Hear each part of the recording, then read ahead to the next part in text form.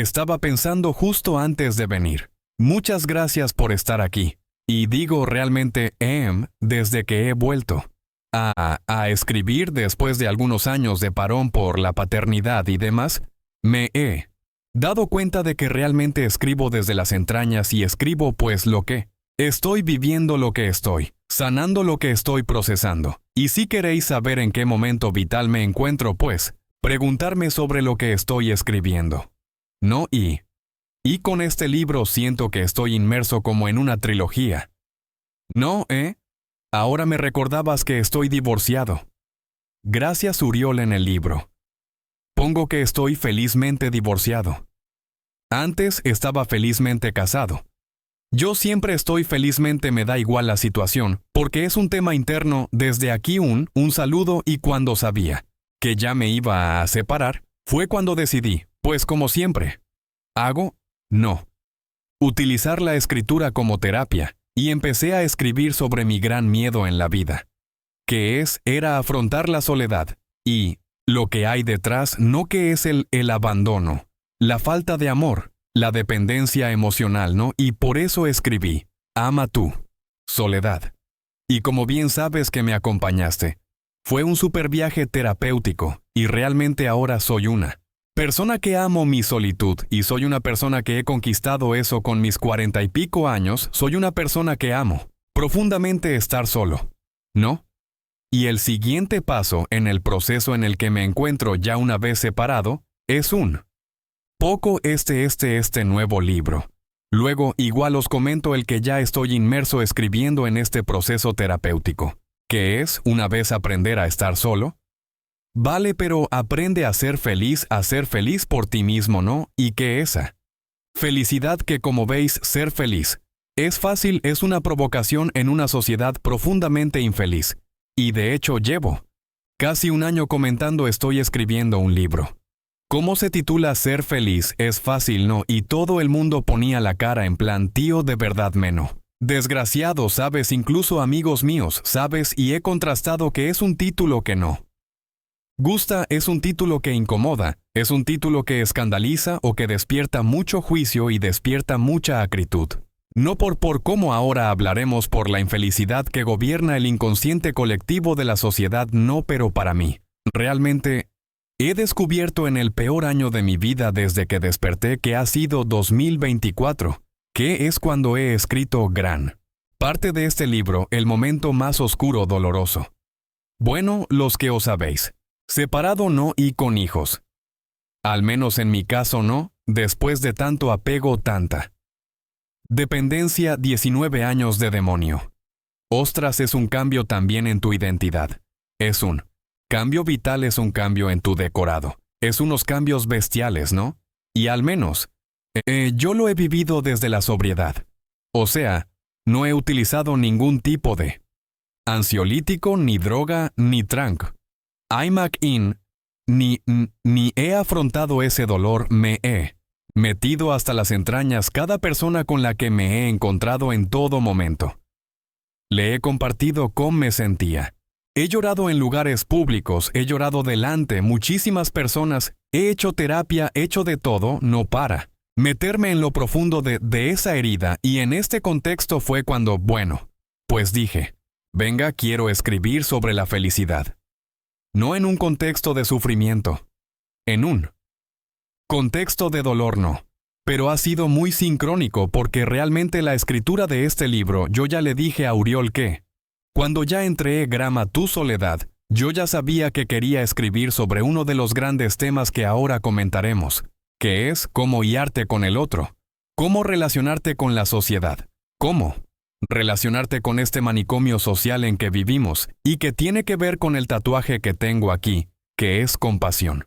Entonces, sabía que le quería hacer un homenaje a mi madre, que en paz descanse, y que simplemente, por si no lo sabéis, os recuerdo algo que cuando pasa el tiempo digo, qué fuerte que esto me pasara a mí, porque no os lo vais a creer, parece de ciencia ficción, parece de película, y eso fue el germen que me llevó a escribir este libro. Y luego, inmerso en la separación, pues, al final, el libro le di una vuelta y combiné un poco, que son las 3 partes del libro. Pues la primera parte, hacer una Disección de la infelicidad. De por qué somos tan infelices un poco que tiene que ver con lo social, con el sistema de creencias, luego un poco cómo aprender a ser feliz por uno mismo y cómo relacionarte con las personas descentradas, que es un colectivo en auge en nuestra sociedad, y la última parte del libro, pues un poco retomando esa espiritualidad laica que escribí, las que sues no existen, pero llevándola a un terreno mucho más práctico, mucho más mundano. No cómo lidiar con todas las vicisitudes infortunios, desgracias, pérdidas, tragedias, pero viéndolo como lo que son, no que son oportunidades de aprendizaje y de crecimiento, ¿no? Entonces, al final un poco he intentado compartir la mentalidad desde la que vivo mi vida, y que insisto en el año más de mi vida, pues ha surgido esta flor preciosa, que es un libro que a mí nuevamente me ha transformado, me considero una persona en general bastante feliz. Ahora, os comentaré mi definición de felicidad y encima todo esto, pues lo he podido adornar, cumpliendo la promesa que le hice a mi madre, no que básicamente mi madre pues, bueno, murió aquejada de un efisema pulmonar, y bueno, enferma terminal, y ya, cuando estaba ya postrada en la cama, que no se podía ni mover, que estaba a punto de ahogarse en un momento dado, vienen los médicos paliativos y le insertan un suero que básicamente te incide al sueño, y nos dijeron despedir de ella. Me acuerdo que era un viernes, dice no llegará el lunes, no como 48 horas, normalmente la gente hace el tránsito a la muerte, básicamente se duermen y llega un momento que deja de respirar, ¿no? Bueno, pues, después de toda una catarsis, imaginaros, no te puedes despedir de tu madre, que para mí ha sido como mi gran maestro en esta vida. Tengo un sentimiento interno, pues, muy doloroso. Muchos años en el libro, en la primera parte explico en profundidad pues nuestra historia y de dónde surge este tatuaje, y básicamente surge de que en un momento dado, cuando ya llevaba 11 horas pues medio intubada en ese sueño profundo que supuestamente no despertaría, y aquí viene lo que seguramente no os creeréis, y a mí me cuesta ahora incluso de creerlo cuando lo explico. Pues nada, íbamos por turnos, mi padre, mis hermanos, y cuando llevaba 11 horas me toca a mí, y entro en la habitación, y básicamente estaba pues 2 o 3 horas, cogiendo de la mano y bueno, pues estando haciéndole compañía mientras iba en su tránsito hacia el más allá, ¿no? Y en un momento dado llevo como 3/4 de hora. Y su cuerpo empieza, como sabes, a moverse. No con virulencia y ostras, como un poco, empieza a moverse así. Y me acuerdo que abre los ojos, los pone en blanco, y de repente, ¡pum!, me mira, no, y hasta yo como flipado y con un hilillo de voz, eso moribundo me dice Chato. Me llamaba Chato y yo sí, mamá.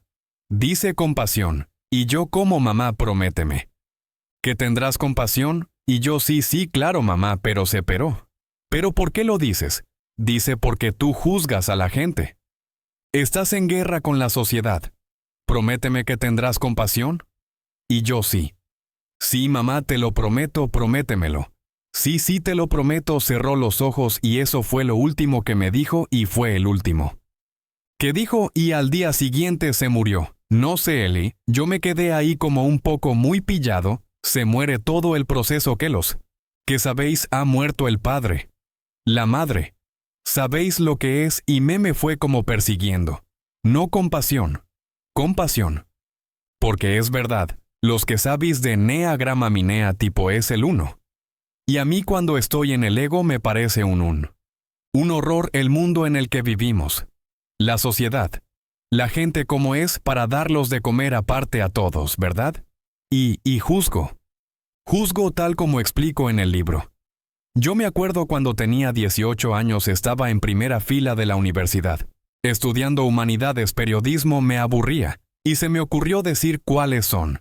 Era enero, mis propósitos de año nuevo. ¿Cuáles son mis principales vicios y adicciones que ojalá pueda dejar? No pues. Me mordía las uñas, fumaba marihuana. No, y juzgaba, puse juzgar, imaginaros juzgar no.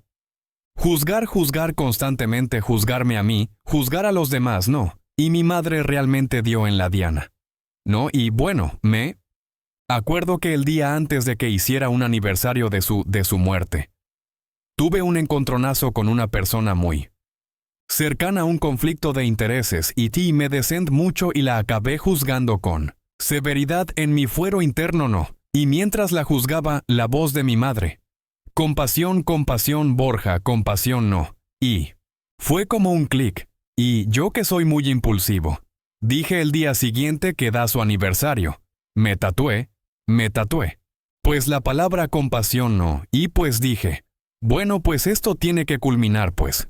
¿Cómo hago, yo no creativamente, sublimar mi dolor? Y por eso es el germen de ese libro.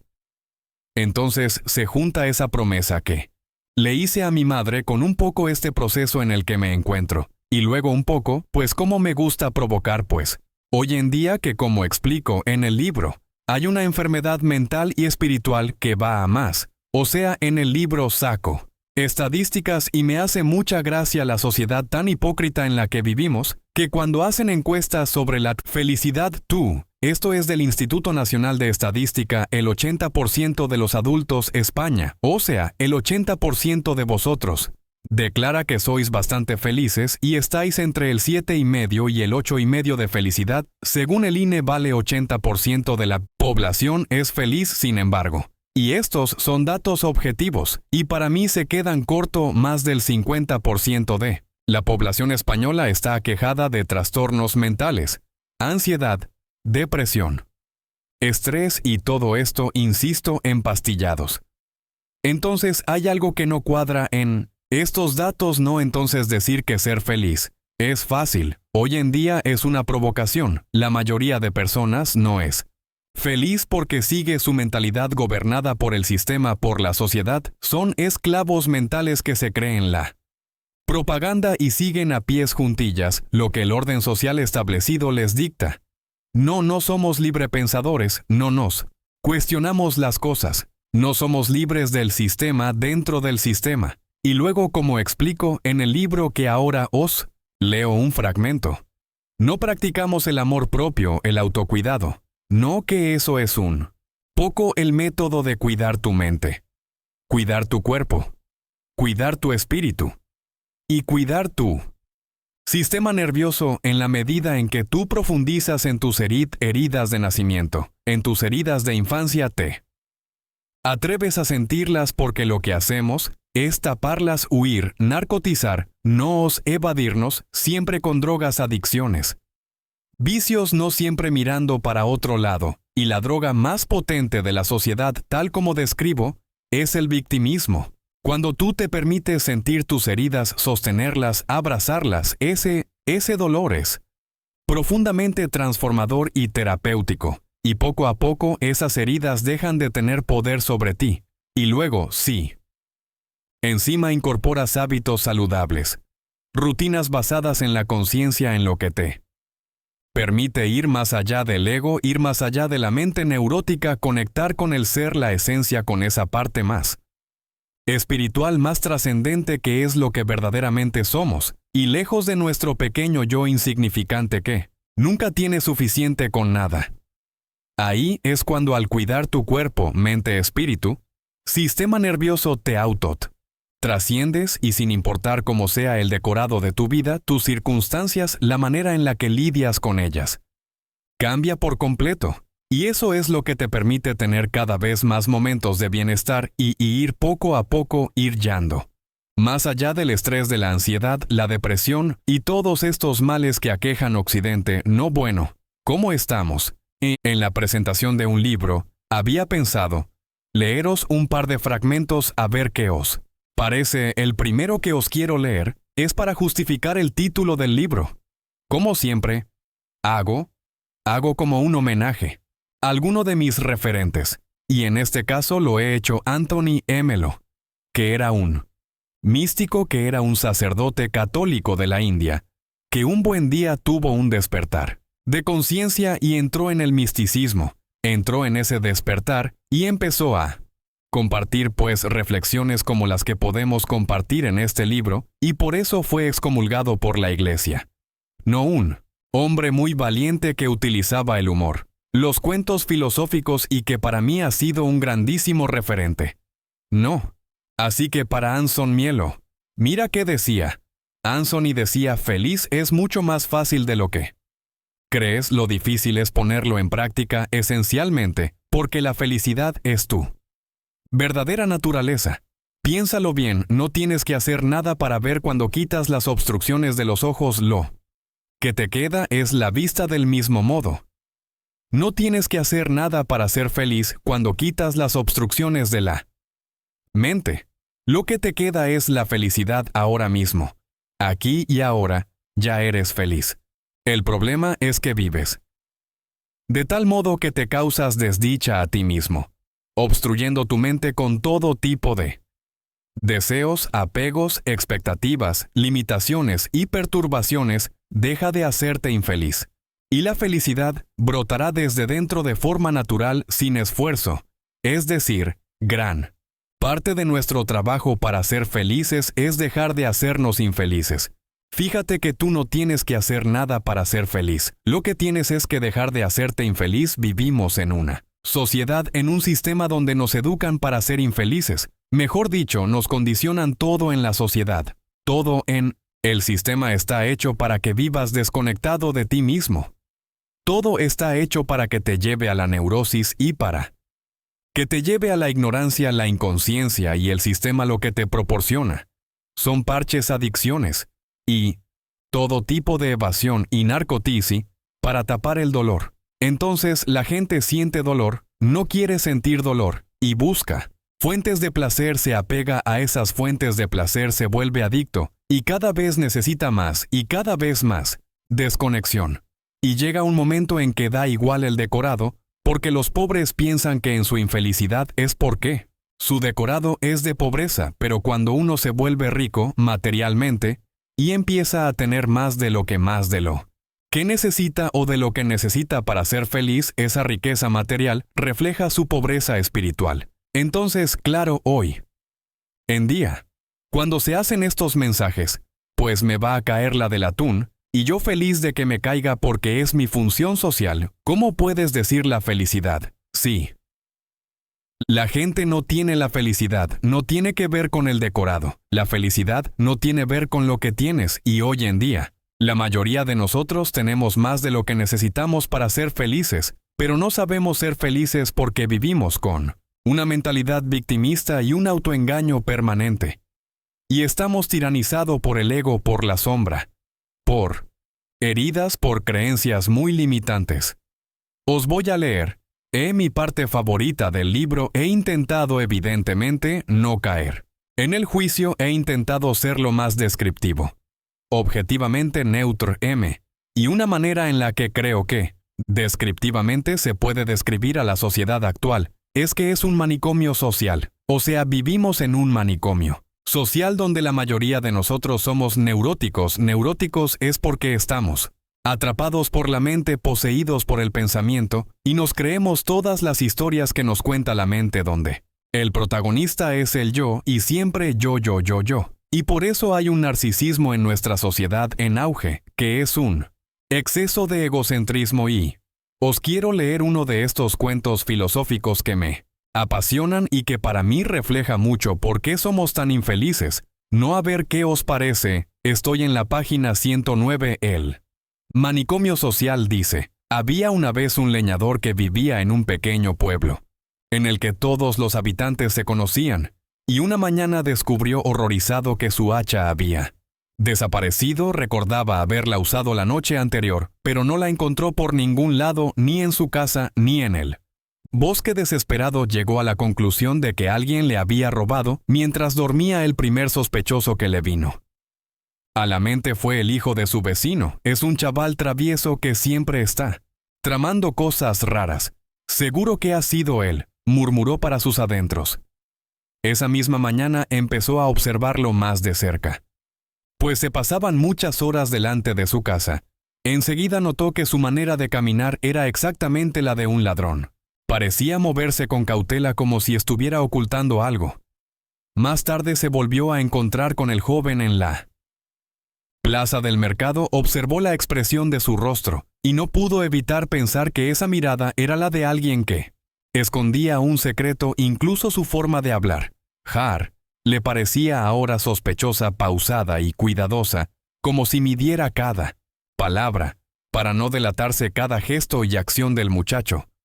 Parecían gritar, «Soy un ladrón». Convencido de la culpabilidad del hijo de su vecino, el leñador comenzó a tratarlo con desconfianza y frialdad. No podía sacarse de la cabeza la idea de que había sido él quien le había robado su preciada hacha. Esta convicción se arregló tanto en su mente que llegó a evitar cualquier contacto con el joven y su familia, alimentando un desprecio creciente. Mientras tanto, el leñador fue en busca de una nueva hacha para continuar con su trabajo en el bosque. Recordó que uno de los ancianos vecinos, que vivía cerca de su casa, era dueño de un taller. Seguramente tenga un hacha de sobras que pueda prestarme, se dijo así. Mismo pensativo, sin embargo, mientras se dirigía hacia allí, empezó a cavilar en la última vez que se habían visto, y en cómo aquel hombre había sido un poco antipático con él. Tal vez no quiera prestarme una de sus hachas, pensó él. Leñador cabizbajo de hecho suele mirarme de manera extraña.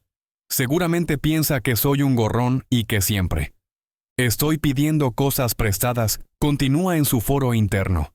A medida que se acercaba al taller de su vecino, el leñador Sig seguía rumiando estos pensamientos. Si realmente no quiere prestarme el hacha, es probable que me dé alguna excusa.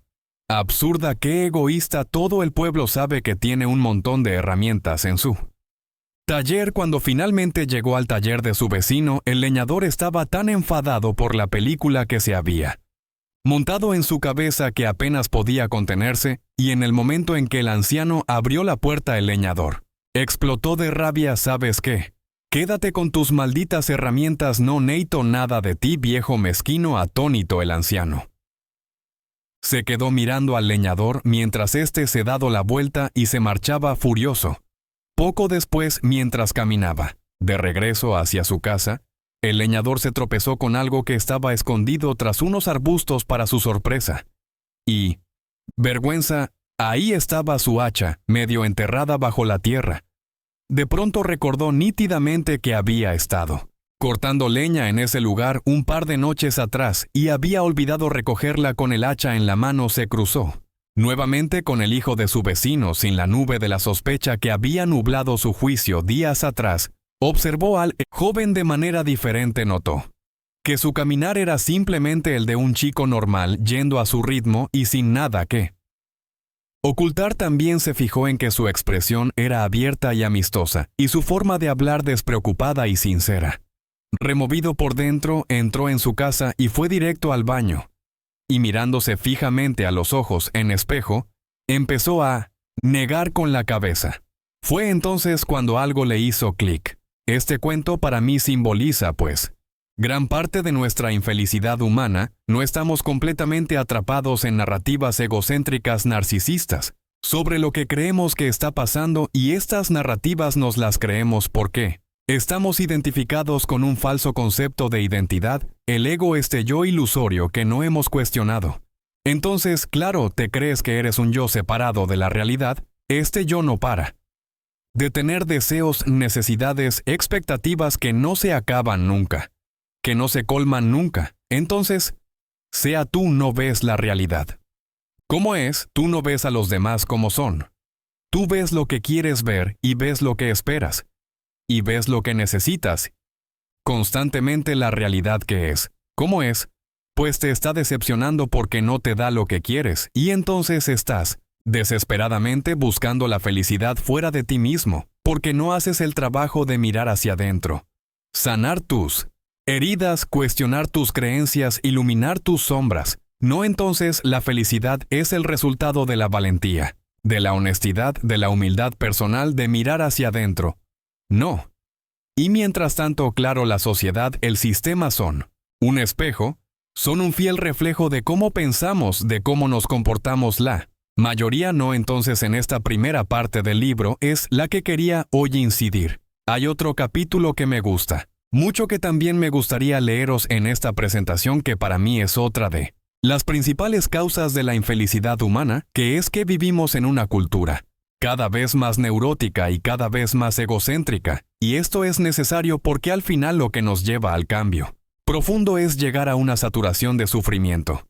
Todos los que estáis aquí seguramente es porque habéis pasado una crisis, porque llegasteis a un momento de saturación y empezasteis la búsqueda. No, pues yo creo que estamos en la noche oscura del alma de la sociedad, especialmente en Occidente, que está en decadencia totalmente. Y eso es la antesala del despertar, no un despertar masivo. No os quiero leer este capítulo. A ver qué os parece, este es uno de mis favoritos, se llama La policía de la moral, y habla un poquito de este juicio, no de este juicio que todos empleamos con severidad y que de alguna manera todos nos estamos convirtiendo en policías de todos y estamos restringiendo la libertad de expresión, la libertad de pensamiento, y en última instancia la libertad para ser nosotros mismos, para ser auténticos, para honrar nuestra singularidad. No, ya os aviso que es bastante cañero al que os parece. Cada tiempo cuenta con su propia moral, es decir, con la manera correcta en la que supuestamente se deben hacer las cosas. De ahí surgen las convenciones sociales, que son una serie de acuerdos y reglas no escritas que regulan el comportamiento dentro de una sociedad. De hecho, tienden a imponerse a través de una severa presión social y determinan que es aceptable y que no lo es. Por un lado, proporcionan orden, seguridad y estabilidad en el lugar en el que vives, pero por el otro coartan tu libertad y autenticidad como individuo. Es lo que se conoce como statu quo, orden social establecido. Y pobre de ti como te atrevas a cuestionarlo o transgredirlo, enseguida recibes la desaprobación, el juicio y el rechazo de quienes te rodean. No sé si te has dado cuenta, pero la sociedad actual se ha convertido en un tribunal de inquisición, en el que todos sus miembros, tú incluido, actúan como jueces y verdugos implacables, emitiendo veredictos condenatorios de las conductas ajenas, especialmente de aquellas que se salen del ideario de lo políticamente correcto. Hoy en día no basta con obedecer las leyes, también hay que cumplir con las expectativas morales del colectivo. Cualquier desviación de las normas impuestas por la cultura dominante es castigada con un linchamiento público feroz, y este dedo acusador no necesita pruebas, tan solo un me molesta o no estoy de acuerdo para emitir una condena. En este sentido, las redes sociales han dado voz a un colectivo emergente, los haters, que en inglés quiere decir los odiadores o detractores, es decir, personas que públicamente muestran su odio mediante críticas y juicios despiadados contra cualquier punto de vista o comportamiento contrario a sus creencias. Vivimos en tiempos orellanos, lo que se busca es la uniformidad del pensamiento y el conformismo intelectual. Cada vez hay menos lugar para el debate y el intercambio constructivo de ideas. El disenso es percibido como una amenaza que debe ser silenciada debido a la excesiva identificación con el ego. La gran mayoría de ciudadanos están tiranizados por sus sentimientos y cada vez que ven o escuchan algo que difiere con la moral dominante, reaccionan. Ofendidos al ser esclavos de su susceptibilidad, todos se lo toman como un ataque personal y cegados por sus propias emociones son incapaces de establecer un diálogo racional y respetuoso con quienes piensan diferente. Da igual si lo que se dice es razonable o no. El hecho de que hiera sus sentimientos es argumento más que suficiente para condenarlo y tratar de erradicarlo. Prueba de ello es el auge imparable de la cultura de la cancelación. Se trata de un fenómeno social contemporáneo en el que individuos, grupos o figuras públicas son repudiados, coteados, censurados o cancelados por expresar opiniones o manifestar conductas que difieran con los estándares ideológicos impuestos por la sociedad. No importa quién seas o que hayas hecho en tu vida una simple frase, un comentario sacado de contexto o una acción impopular que no siga la corriente dominante es suficiente para acabar con tu reputación y tu carrera. Esta dictadura de lo políticamente correcto no solo crea un ambiente de hostilidad y división, sino que ejerce un control social sobre la forma de actuar de los ciudadanos, es un ataque directo contra la libertad de pensamiento y de expresión. Seguramente más de una vez hayas reprimido alguno de tus impulsos y autocensura de tus opiniones por miedo de hacer diana de la ira colectiva la existencia de esta policía de la moral provoca que ser tú mismo esté penalizado.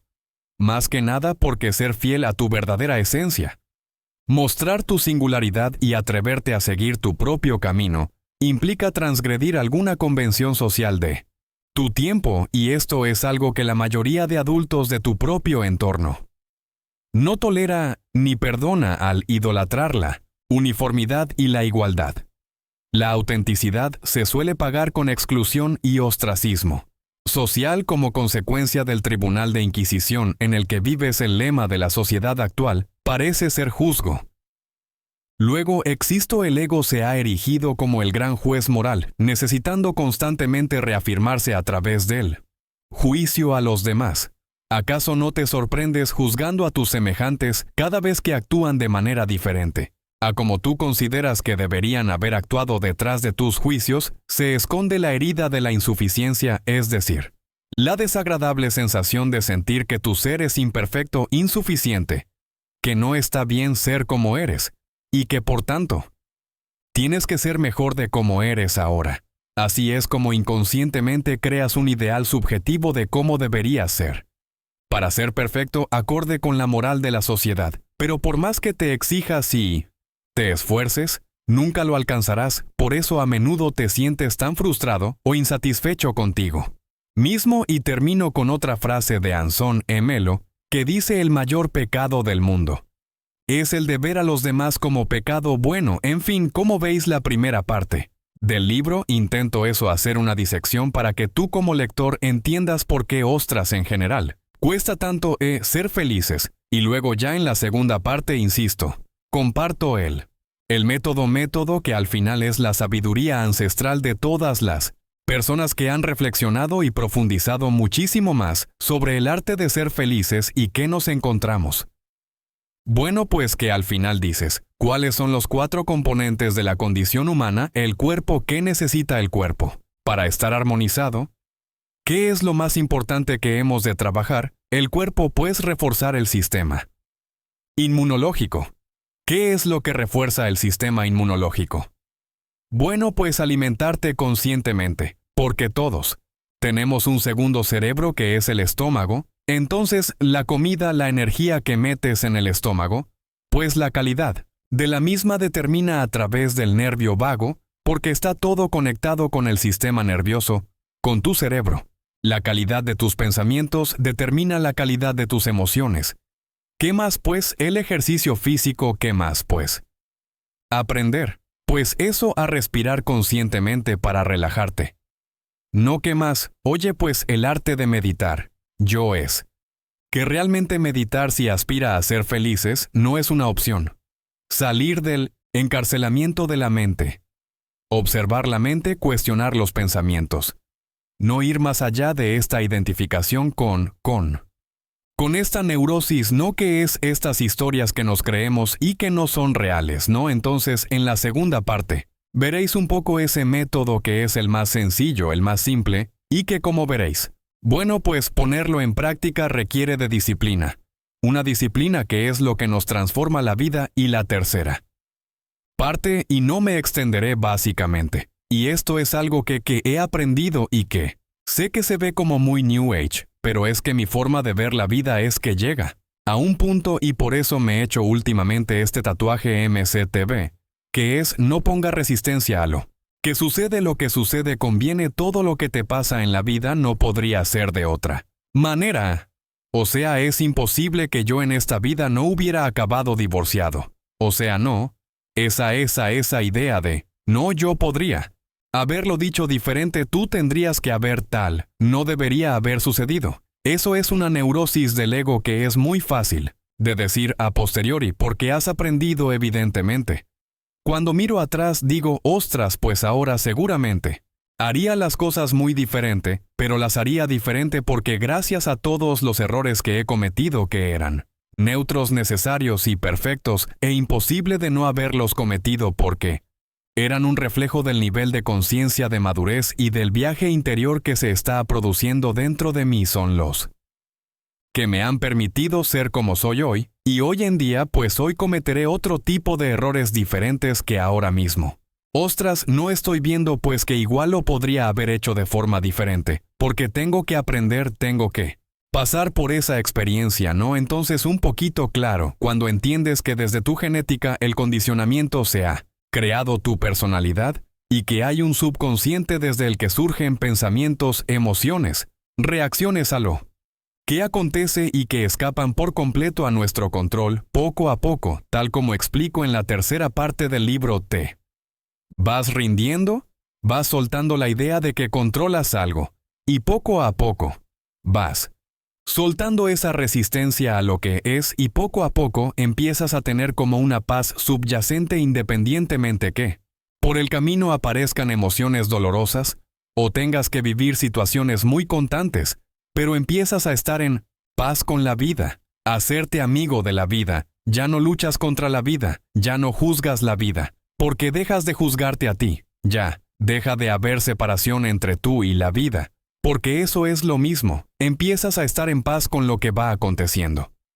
Y empiezas a saber lidiar con lo que va aconteciendo y eso hace que te vuelvas mucho más eficiente en aprovechar lo que te va pasando para crecer, para aprender, para evolucionar, y cada vez evidentemente estás más sano porque eres más maduro porque hay más amor propio y evidentemente todos los cambios internos van reflejándose en tu decorado externo. Y esto es algo que yo con mis 44 años siempre lo digo, es decir, cada vez me gusta más vivir, cada vez estoy rodeado de personas más maravillosas, cada vez hay más amor en mi vida. Cada vez hay más libertad en mi vida. ¿Por qué? Porque eso refleja que cada vez me amo más a mí mismo. Cada vez soy más libre de mí. Entonces, claro, si quieres saber un poco, ¿cuál es tu estado emocional, intelectual, interno? Observa tu decorado. ¿Qué hace la ignorancia colectiva? Se queja del decorado. Culpa el decorado, quiere cambiarlo de fuera. Cuando lo dé fuera no es la causa de tu felicidad o infelicidad, lo de fuera es el efecto de tu felicidad o infelicidad interno, lo de fuera, el decorado, tus circunstancias. Las personas que aparecen en tu vida son el efecto, la consecuencia de tu nivel de conciencia de amor propio. Entonces, en un primer momento, pues no, podemos cambiarlo de fuera, pero en la medida en que te vas dejando crujir y sanar por todas las experiencias neutras necesarias perfectas que son plenamente correspondientes con el viaje evolutivo que estás viviendo y las aprovechas para sanar y transformarte. Claro, tu personaje Ustas va adquiriendo sabiduría más. Comprensión, porque madre mía la experiencia, ¿verdad? Yo lo que he vivido en el último año es que no lo cambio porque es que lo que me ha dado a través del dolor es que me veo otra persona y estoy cosechando otros resultados y esto lo reflejaré en el siguiente libro de esta trilogía que es sobre relaciones, sobre el amor, sobre la sexoafectividad, pero de una forma muy diferente a como la he venido viviendo hasta ahora. Entonces empiezas a tener como una complicidad maravillosa con la vida, entonces no sé qué me va a pasar. Pero tal como explico, al final ya no te importa lo que pase, porque ya sabes, has aprendido que lo que va a seguir pasando va a seguir siendo necesario. Y de alguna manera es totalmente coherente con la evolución que estás destinado a hacer en esta vida.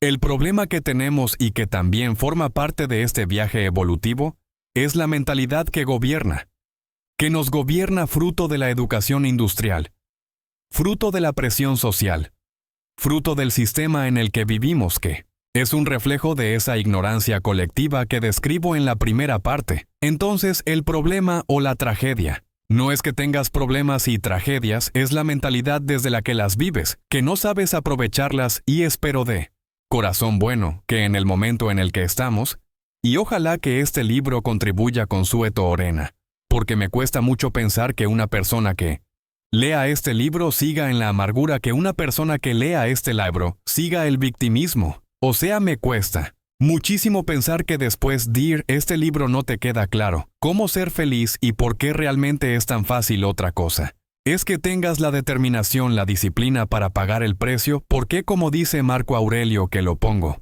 Aquí detrás la felicidad no aparece sin más, hay que entrenarla cada día. Entonces, es un curro a corto plazo, a corto plazo. Ser feliz es doloroso a corto plazo. Ser feliz es difícil a corto plazo porque hay que pagar un precio porque empiezas a ostras, dejas de comer ciertas cosas. Dejas de meterte en el cuerpo ciertas cosas. Dejas de adicciones, vicios, enajenaciones ostras, empiezas a cuidarte por aquí. Claro, estamos acostumbrados un poquito. No a golpe de clic. Lo quiero. Todo ya y que todo me provea placer instantáneo. Dopamina. Dopamina. Dopamina, entonces a corto plazo. Pues claro. Evidentemente, ser feliz es doloroso, porque veremos que es un proceso de desintoxicación egoico, y es ir saliendo de esa neurosis en la que estamos todos, ¿no? Entonces, bueno que sepáis que nuevamente este libro, a mí me ha transformado. La gente cuando me separé, me decían, Borja tío, paciencia son. 3 años mínimo de comer porque un divorcio y 3 años tu madre. Chaval, a mí tengo que confesaros que me ha llevado un año, o sea, un año empezar a decir, wow, gracias, vida. O sea, con todo el respeto y todo el cariño. Pero me gusta mucho más mi vida. Ahora me siento mucho más coherente. Me siento mucho más feliz y no lo cambiaría lo que he vivido. A pesar de la tristeza, la nostalgia. Y por supuesto, pues el ir soltando la vida que tú pensabas que ibas a tener versus la vida que realmente es ahora no. Pero cuando tú ya no quieres que las cosas sean diferentes de como son y estás en paz con las cosas tal y como son, ahí concluyes de que has recuperado ese bienestar, esa felicidad que está dentro.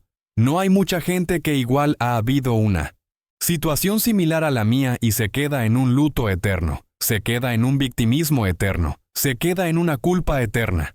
Se queda en una amargura eterna, entonces estáis delante de un reciclador de dolor profesional. Y este libro es el resultado, no un poco como Shakira, pero yo de forma constructiva no. Entonces yo estoy aquí como pequeño testimonio para decir, oye, se le puede dar la vuelta a cualquier cosa, se puede perdonar, cualquier cosa se puede transformar, cualquier cosa se puede sanar, cualquier cosa, tal como explico en el libro, que es, de hecho, en este libro, hecho una catarsis, y creo que es la última vez que hablo de mi madre públicamente, porque ya la suelto definitivamente. Y entonces, y oye tú, cuando veo a la gente quejarse, sufrir, y porque a mí, sea lo que me ha pasado, yo sinceramente, o sea, con mucha compasión los miro, pero a mí no me da pena.